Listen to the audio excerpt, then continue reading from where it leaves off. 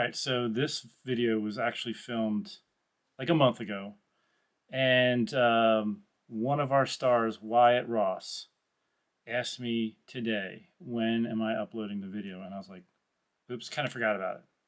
So I'm going to tell you something up front here. I'm used to being by myself, filming myself, and I'm always shy about filming children. And in fact, I've got two sitting right behind the camera right now, don't I?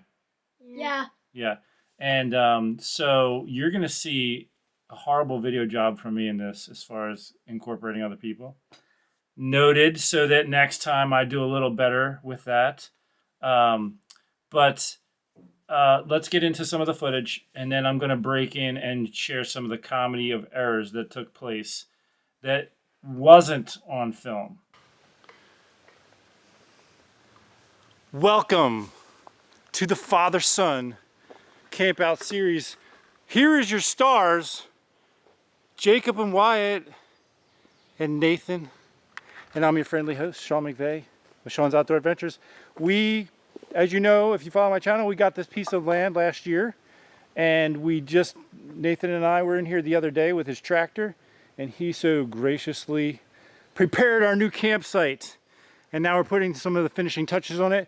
And we are going to be doing some camping and filming this summer.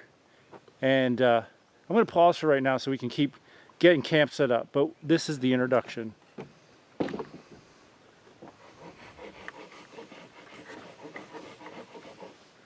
right, so we were getting some wood to get dinner going, and I took some corn on the cob, and we got the little hair out. What did they call that hair stuff? Silk. The silk. Okay, thank you, Leah. So that I was getting the silk out, and then I left the leaf part on and rolled it up in tin foil. We cooked them in the fire as well as potatoes. I would say they turned out nicely, but I would have given them another probably 5-10 minutes each just to soften them a little bit more. But the comedy of errors is that I forgot the hot dogs and buns that I intended to bring, so I had to drive to town. And I bought some cheddar brats at the request of Wyatt on the way out. And I grabbed these hot dog buns that said old fashioned. I just grabbed them. Never in my life have I ever bought hot dog buns that weren't, cut that you could use them. Well, these were not cut, and I guess their selling point was to keep them fresh longer.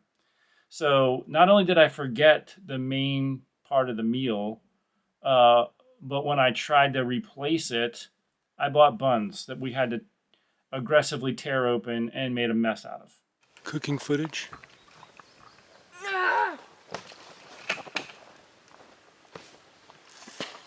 I mean, why? What did he say? Excuse me. Oh, I'm stuck. I knew I would someday get stuck. These were extra cheddar brats. Oh, So extra cheddar, not the better cheddar. Extra. Mine already popped. Yeah. Amazing. I know. Now it has to die. I'm so still. Okay. So when we're done with it, that's a 1. Oh yeah, it's a 1. Why did I say 2? That was silly. While the boys played Uno, Nathan and I got to work on building a couple bow drill kits. More. Wyatt and Jacob were just cutting pieces of that tree off. Nathan and I are building bow drill kits. That's Nathan's. I've got a handhold in the works, spindle and fireboard. I still got to get a bow.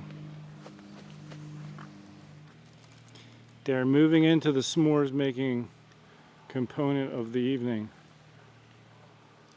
Yep. All right, while everyone's waking up, I'm taking this opportunity to water my trees. So you'll probably see this if you follow my hunting videos. I'll probably show this again later. I made this little spot right here. Tree stand tree is going to be right here. Took out maybe 3-4 trees right here. Planted an oak here, chestnut. One's a late drop, one's a regular chestnut tree over there, a couple pawpaw trees, and a couple apple trees right in this little spot. And then I tilled it up and planted clover. It's just starting to come up. So I'm going to water the trees, and then I have another spot like this 100 yards that way. So I'll show you that when I get there. You may actually be wondering how I watered the trees. So I have a cup and a 5-gallon bucket with a lid. So I fill the bucket full of water, put the lid on so it's not splashing out everywhere. And then when I get to each tree, I just dump a couple cups of water. I usually just dump it right down the sleeve of this thing, and it kind of holds it right at the base, and the water goes down into the ground. And they're doing pretty well. This one's the one of the chestnuts. I don't know how well, probably can't see down in there. But they're doing well, doing well. All right, at the second spot here. So, by the way, I put these in deer high traffic areas. So the deer already heavily use these areas. I'm actually going to wait till August and till this up and see if I can plant some turnips in here. Anyway, they're high deer traffic areas already. I just wanted to give them a reason to pause and slow down. So this, you can see right here, there's a massive deer highway that comes right through here. And I hunted this property only a few times last year, but deer were always cruising through right here. So I put this spot in here. The couple trees I cut down, I'm actually selling that to someone for firewood. So that tree there is where the stand is going to go. And yeah. Now this one, like I said, is about 100 yards away from the other. The long-term goal is, as these trees grow and begin to develop some fruit and nuts and stuff, I could set my son up at one tree stand here. I could be at the other, only 100 yards away. And then another 100 yards that way is where I shot the 8-pointer here last year. If you haven't seen that video, I'll try to link it somewhere. But I planted a couple trees over there, but I did not make a little clearing type thing at the other spot, only these two. I am standing on the trail where the 8-pointer came that I shot in last fall. Right over there is the tree I was in. I planted a oak tree here, and then over here I planted an early and a late drop chestnut. And I haven't really, put any trees down to open the canopy up yet. I am probably going to do that at some point. Maybe just select 1 or 2 trees to select cut and let some more light in. But I'm going to water these and get back to camp, folks. So there's my bow, spindle, and fireboard for the bow drill kit that I was making last night. And my intended handhold is right here. Where'd yours end up? Over here? Yeah. Here's Nathan's spindle, fireboard, handhold, bow. I didn't get to the part of tying a rope cordage on my bow yet. That'll be next time. But right now, Nathan is working on, what's the technical? Omelets in a bag. Omelets in a bag, folks. Omelets in melted bags. So. Omelets in melted bags. Boom. That'll be breakfast. Camp made it through very nicely last night.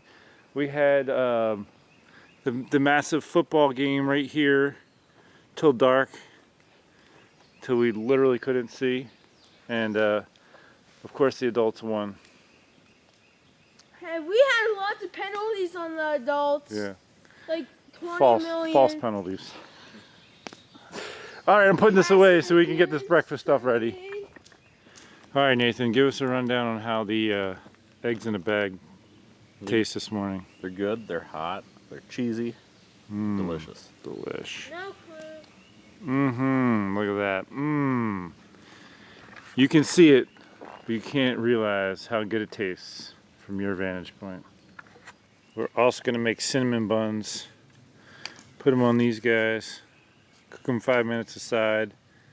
Should be good. There's my cinnamon bun before. Gonna cook them 5 minutes aside and see how they turn out. Alright, here's my cinnamon bun before being glazed. Smells delicious. My eggs are right there. I'm ready to eat. Finishing up the cooking of breakfast with the cinnamon buns. How are the cinnamon buns, boys? Good. Good. Said with enthusiasm. We are going to be packing up soon because we are going to drive to Pennsylvania tonight. But we will probably be back at this in the near future. What do you guys have to say to all the people who have suffered through this video? See you next time. What? See you next time. Get ready for more. God bless you. Well, folks, thank you so much for tuning into this video. As I said, next time I'm going to do a lot better job of trying to get other people involved. And my daughters are pointing at their faces behind the camera. But the other thing too, like what? Only one of my daughters. Thank you for correcting me. One is, so I'm very can't talk. I'm a very protective father. So I usually keep my kids out of my videos because I want to protect them from the whole wide world. That's just me. But anyhow, the other thing is though, especially in a situation like this, you know, sometimes people just don't know what to say and don't want to say anything. So then it just creates an awkward moment. So I try to also spare people that. So there's all kinds of dynamics. The life of a producer. God bless you.